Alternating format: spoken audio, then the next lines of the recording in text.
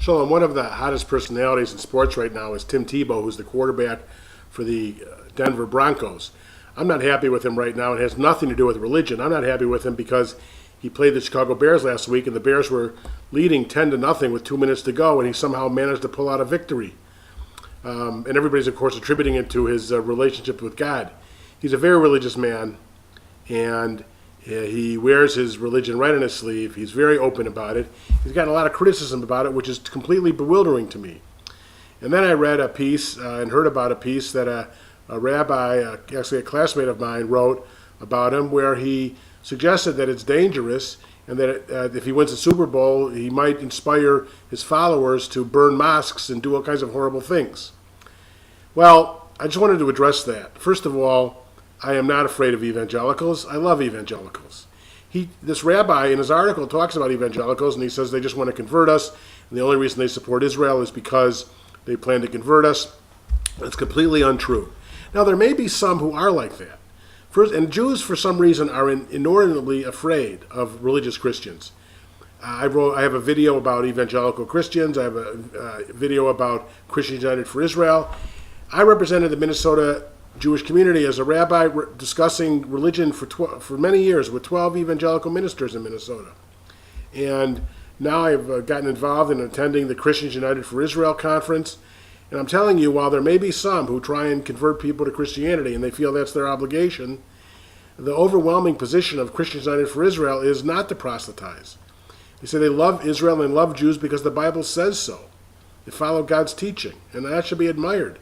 The Bible says, I will bless those who bless you and curse those who curse you. Americanism is enhanced by religious faith. And the people that actually are the enemies of Israel now often come from liberal Christian denominations.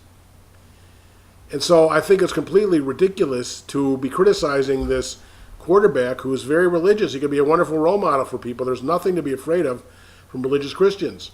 I mean, I know some Jews, too, who are not very observant in their personal life, who are afraid of religious Jews. They think it's weird. Well, there's nothing wrong with religion and strong religion. In fact, it's a lot better for you in many ways, studies are showing, than a lack of religious involvement. And the biggest problem we have in the Jewish community today is lack of religious involvement.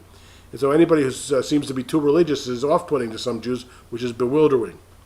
But America was made great by religious faith and religious foundation. And the most law-abiding and respectful people in America, it seems to me, are religious Christians. And the best people that want to make wonderful citizens are religious Christians. There's absolutely nothing to be afraid of. And if a Christian tries to proselytize us, we say, thank you very much, we're very happy with our religion. And we know, Jews should know, that Maimonides and others teach the end of days, everybody will be Jewish. Zechariah, we end all of our prayers in the Elena with, on that day the Lord's name will be one and God's name will be one, and we'll all worship Adonai, that the Bible talks about Jerusalem on Sukkot. And so we have nothing to be worried about in that regard. We should tell Christians that we don't like the fact when they try and proselytize us, but this is a separate issue. But to say that Tim Tebow's religiosity is offensive or dangerous in some way, and that people might be inspired to burn mosques because he wins the Super Bowl is ludicrous. It's just craziness, in my opinion. And so I think people should take a second look at this and certainly know that that does not represent the view of all rabbis. In fact, it seems to be a tendency that the more observant you are in the Jewish denomination, the more respect you have for religious Christians, which may tell you something about commonality of religious faith. And so I want to applaud those Americans who take their faith seriously, who urge you don't try and proselytize Jews, that we're very happy with our religion, but we appreciate your support for Israel and your support for the Jewish people. Telling you that if any Jews out there who don't believe me, spend the money and the time and go attend the Christians United for Israel conference in Washington, D.C. this summer and see for yourself. One Jewish woman from Chicago, Orthodox, told me the 3 best Jewish days of her life were at this Christian conference surrounded by 5,000 evangelicals.